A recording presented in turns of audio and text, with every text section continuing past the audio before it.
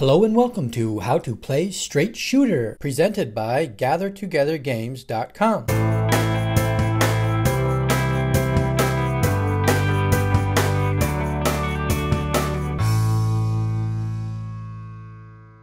This video will cover how to play the dice game Straight Shooter. The video will start with the general concepts and gameplay, and then get into more of the details for the game.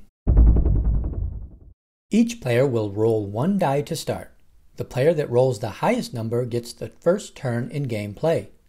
Player 2 will go first with the 4 rolled. The object of the game is to be the first player to score 100 points. Points are scored by rolling 6 dice and being awarded based on the sequence of numbers rolled. A sequence that starts with 1 will score points. The longer the sequence, the more points are scored.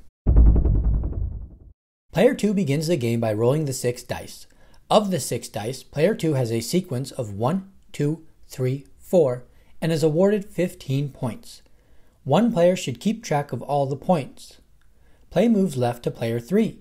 Player 3 rolls and has a sequence of 1, 2 for 5 points.